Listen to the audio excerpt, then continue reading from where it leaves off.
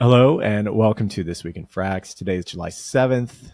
It's me and Big DeFi Dave in the house. Kit Woo, is woo. out for today, so Dave and I are going to be covering everything. Just the two of us. So casually, something appeared in Frax Facts. No announcement, no anything. Not even a mention in Telegram. It was some other user in Telegram. I think it was like El Jefe or something. Just hmm was asking questions about the balance sheet in Telegram. And Dave, you and I have been talking about this. I think this is probably the most innovative and declarative product that Frax has put out. Just a simple dashboard in their entirety. Because now we have, Simple, yeah. yeah, Simple, yet very meaningful and exactly. deep ramifications. It really sets the standard for the rest of not just DeFi, but all of finance. I mean, you said in the article, it's every quarter we have Mhm. this four times a year, this ceremony where we're like waiting for this information where like everything has to come to light by law. And there's a lot of speculation beforehand, and then people get to ask the CEOs and whatnot questions on the earnings call and whatnot. But for the first time ever, you don't have to wait four times a year. You just have to wait every 10 seconds. You only have to wait block by block. Exactly. And no other stablecoin has this, right? Because even Maker has off-chain assets, which means that they don't have transparency into that collateral. It exists on a piece of paper, but they just don't have that full on-chain transparency. So you think about this, and then once Frax either acquires a bank or gets its FMA or something, and is able to issue its own issue its own like Frax USD stablecoin, that's when things get pretty crazy. Because I would assume that that bank as well too could probably do some sort of like full and instant attestations. Yeah, I know that's the crazy thing with this kind of technology. I would not be surprised in the future at some point, when a lot of banking just happens to take place on chain, that this will be the standard. This will be the standard. Mm-hmm.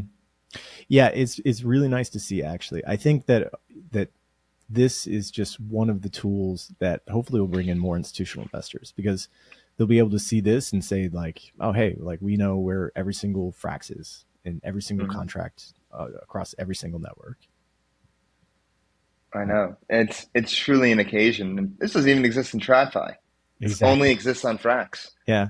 So I would recommend actually going to the FraxFacts page and downloading it, and then opening it up in Excel and like viewing it as a pivot table, because there's a lot of you can mess around with the data a lot more on your own computer by coming in and just like looking at the raw data and then making your own charts in Excel. Yeah. Yeah. So it's cool. I was actually surprised. I didn't think that Frax had so many. Well, I knew we had volatile assets, but some of the volatile assets I thought we had more of. So I thought we had more convex, and I thought we had more CRV. But maybe it's just like the market is down bad right now, and so the prices are bad as well too. Yeah, perhaps. I mean, how we have everybody knows how much CVX we have because there's a leaderboard for the CVX. Yeah, but I never put a number on it before, right? So Oh. it's only like 15 million right now, right? hmm Like we're the largest convex holder, but it's only 15 million worth of convex. So um, hmm I think that was actually sobering, right? It was like dig into the balance sheet and just get some actual numbers to some of the things I've been thinking about. Because like the dashboard, the old dashboard was like good, but it's not a full glimpse into everything that's happening. No, these are all the activities happening in real time. All the AMOs, all the fun stuff. Yeah, because like we are the largest convex holder, right? hmm Uh, I really thought that, because like the market cap of convex, right, is like 300 million, 320 million. But on the balance sheet, it only says that we have uh, like 15 million worth of convex. So maybe I was wrong. Um, maybe I was wrong about this. I'll have Perhaps. I'll have to go check. So there's 15 million of convex. Oh, okay, and then another 6 million. So there's like 21 million dollars worth of CVX and CVX CRV.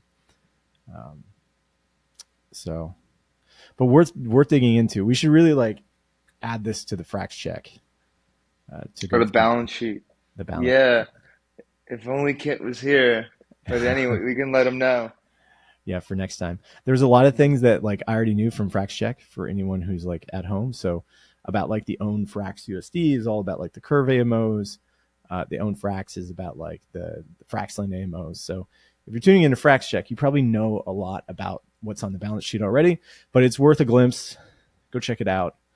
Um, one thing that I did find interesting was the collateral ratio. They define it as this. They just subtract all the locked liquidity out.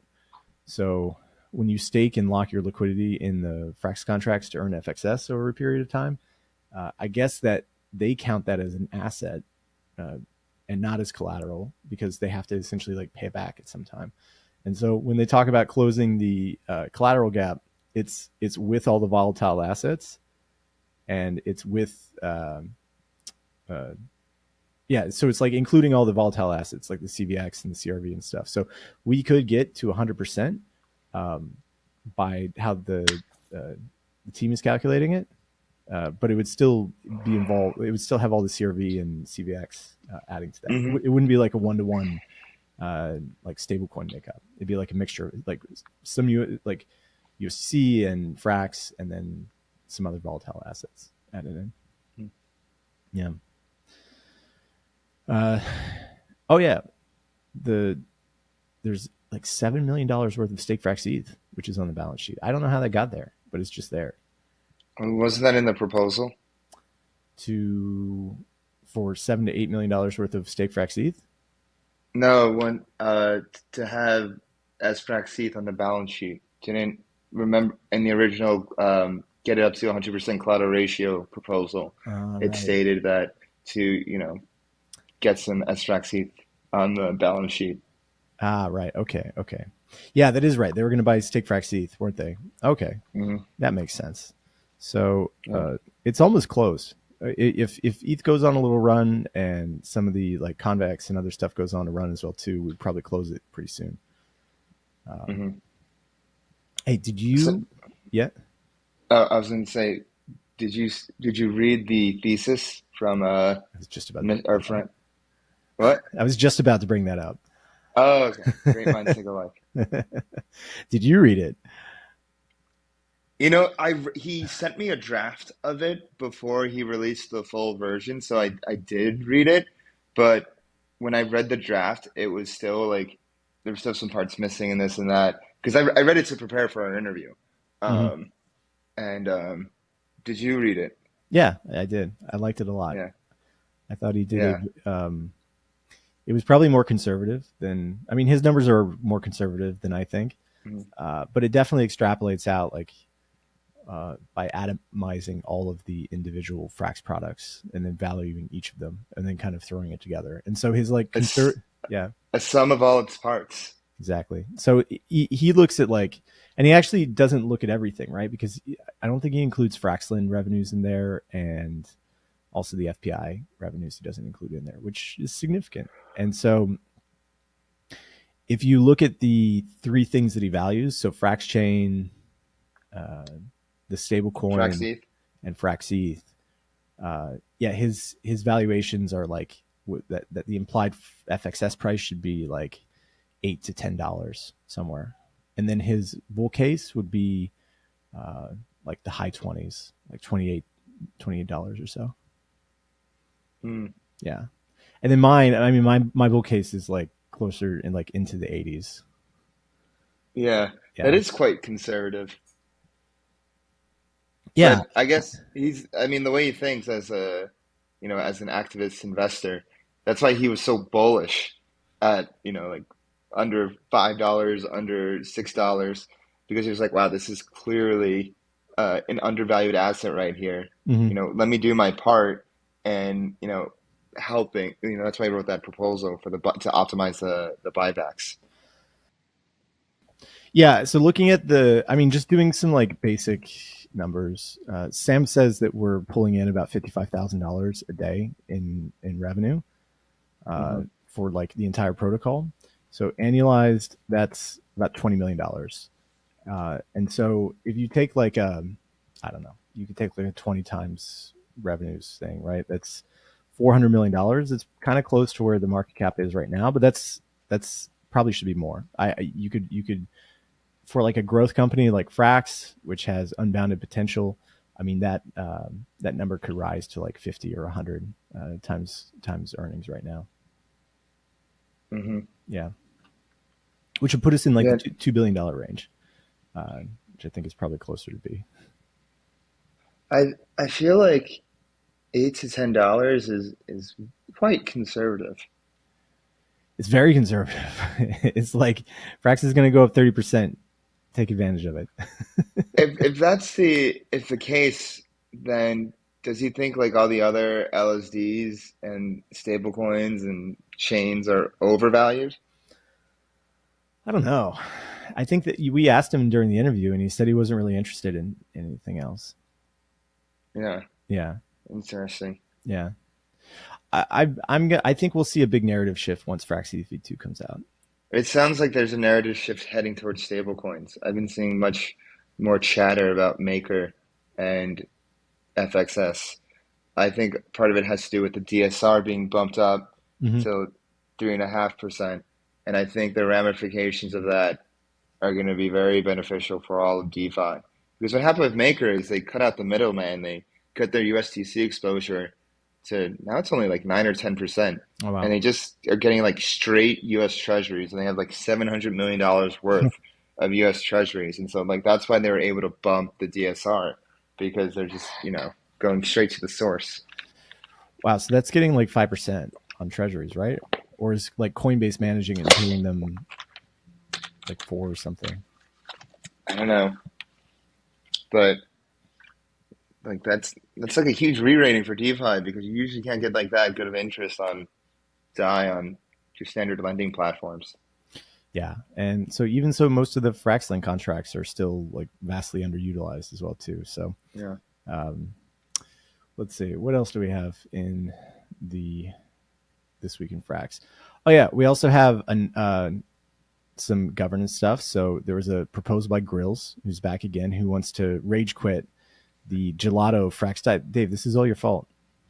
This is this is all my fault.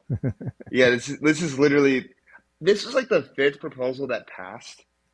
Mm-hmm. And the thing with these things, it's like when the APY is high, no one's complaining. It's only when, it's not anything, people get upset. It's not like anything's at risk. Mm-hmm. It's stable to stay, there's nothing wrong with the pool. It's like, oh, I, I don't know. Like another rage quit. Yeah. So Amir Hmm. or Nader went in and said, while we appreciate the effort to improve our protocol's governance, we believe this proposal is not in the best interest of our ecosystem. We value the importance of maintaining locked liquidity, which serves as a crucial factor in the stability and resilience of our protocol. We understand that a 20% rage quit function may offer a tempting opportunity for short term profit, but we firmly believe that long term sustainability should always be our top priority, which is a little strange, right? Because I think he went back and he found the amount of funds that were paid into that pool, and we're like let's pay them back, get the unlock going. Um, Didn't one person do the calculations for a rage quit? yeah, for the last rage quit, they went back and they looked on like a week by week basis. Yeah, which is insane. Yeah. People So, really want to get out of their locked positions. so what happened with that gelato pool? They just deprecated the strategy. No, I mean it wasn't much of a strategy. It was literally a fixed um play. It was like the equivalent to for the bunny, Oh, right. basically. So it's fixed range. Hmm. Um it was like, oh, you can just park, you can just park it in like this range. So nothing happened to it. G Uni just became Arrakis. Oh, and they couldn't migrate that liquidity. Yeah, I mean, yeah, it was an immutable contract. So that Hmm. was like V1 of Arrakis. Ah, okay, okay. So right, so it's just kind of stuck. They've got 500 more days, but they're all in stables. I mean, it's not like they're losing any money, right? I know. Uh, it's they'll make a little bit of money. It's just the returns are not going to be great. So I guess it is what it is. Core team has said. BDE is, Core team yep. said no. Oh, hey, Dave, tell me Hey, about hey. tell me about Dogelon Mars. Oh yeah, Dogelon Mars.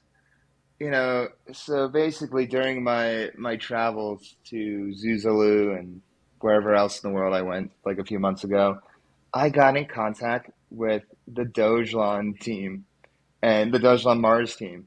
And it's it's really funny. I was talking to one of the devs, and he had like, "Yo, I have a great idea. Like, why don't we make a page with a dog on it and get people to stake? It'll be a lot of fun." And I'm just like, "That's a great idea."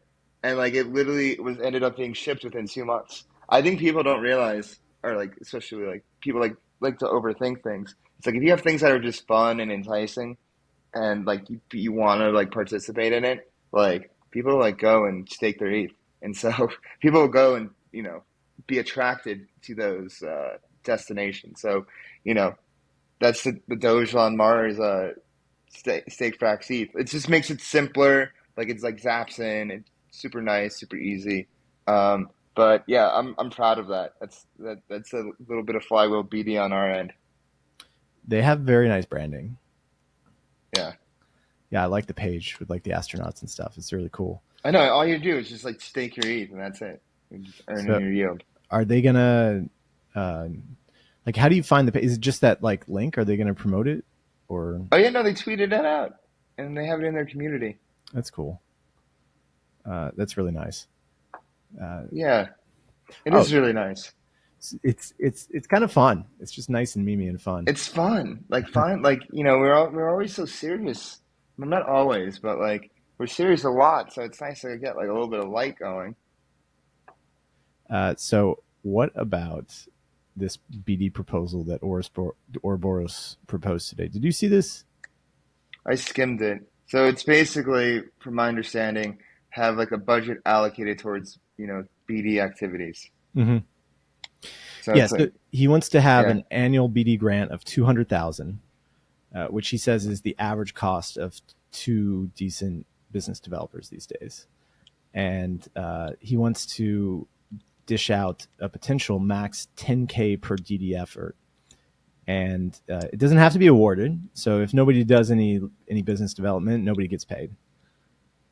But if you go to like a protocol and get Frax listed or FrxETH listed, and there's success in the work, and everybody's happy with the BD effort, then they could get paid. So he says that he spoke to a couple people. One was like a major Lido validator who said that they didn't realize or know about the mechanics of FrxETH v2 or how it's built to optimize for attracting the best validators. And he also spoke Mhm. to a credit card issuer that didn't know that the Frax stablecoin has a robust peg and mathematically impossible to depeg. So, you know, um, maybe we need this, you know? I think it'd be nice to have some sort of BD strategy and funding, or for this purpose. Um, it's kind of tough when you do commissions, to be honest, because Yeah. sometimes a lot of BD is just intangible, as we all know. So it's hard to like You know it what I may heard? be. You know what I heard is like, you don't know how good of a BD person you have until they're gone. It's true. Yeah.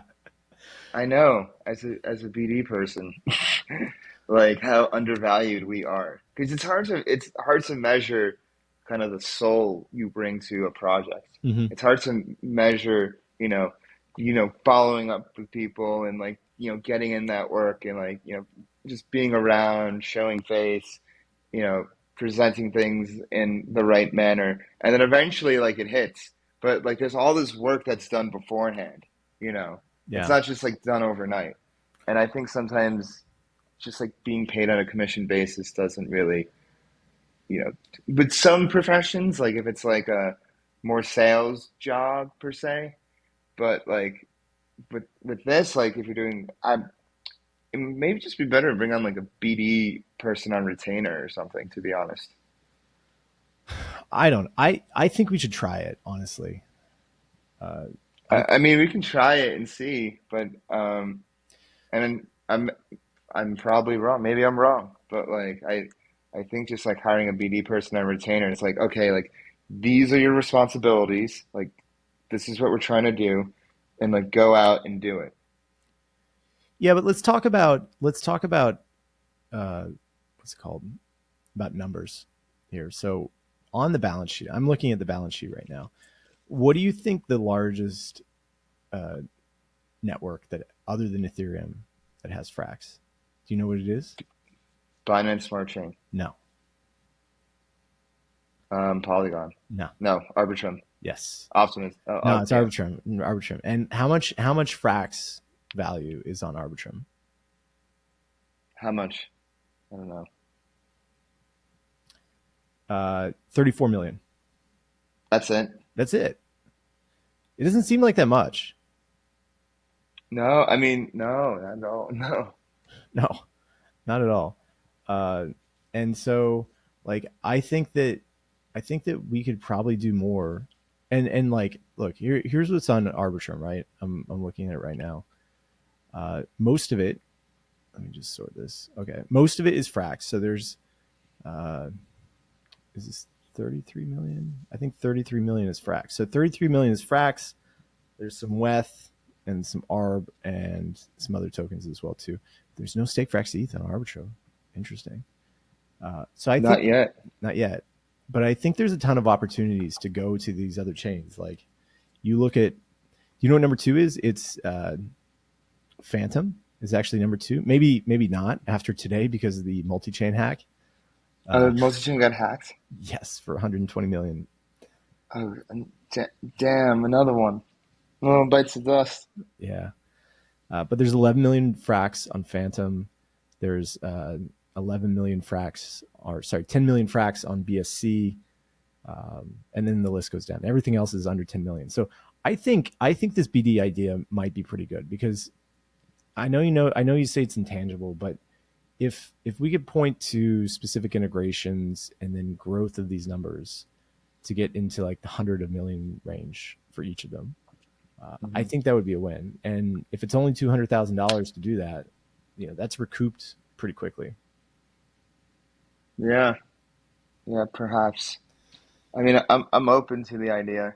Um, it's just, yeah, I just think it's always better to have someone on salary and maybe have like bonuses and stuff for accomplishments. I think you probably get like a lot better quality work, but we'll we can see what the community discusses. Yeah, I mean, you could start with like just a $20,000 outlay. So the 200, instead of doing the full 200,000, you could just say, okay, we're gonna for this quarter, we're gonna set aside 20 grand or 30 grand or something like that, and do like a test. Yeah. Um, Hmm. but we'll see. We'll see. I think it's an interesting proposal. Oros has been putting together some decent stuff for the chat. So also, Semier Finance has launched a fractional vault. Not so Some Somalia. No, Somalia. some Some. It was just called some. some Yeah, yeah. the Fraximal Fraxland Optimizer. I've been waiting for this to be built for so long. I even was thinking about trying to build it, but decided not to. I know a few other projects that were like in development building it, Hmm. um, but it just never came to fruition or it's not out just yet. But it's good to see someone built it. We actually just interviewed the Psalm team, and they're incredibly intelligent. They're really nice. I really like them as people. They're really interesting. Like having Steven, the calculator guy, is just a yield god. Like that guy just is like a truffle, mushroom truffle sniffer, but for yield, insane.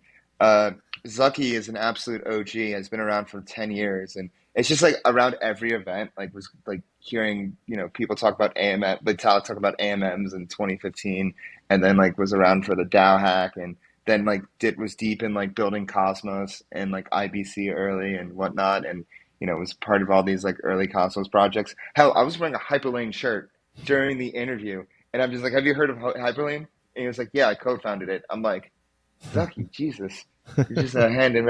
But he has some great stories, and then he had Sun at Seven Seas, who like does a lot of stuff in the SOM ecosystem as well. Like really, really interesting. We talked a lot about Cosmos, what's going on there, and of course talked about the Fraxon Vault and how they're optimizing the strategy. And it's good to finally have people build strategies in the Frax ecosystem because those opportunities just existed for so long. I'm surprised that no one took advantage of them earlier.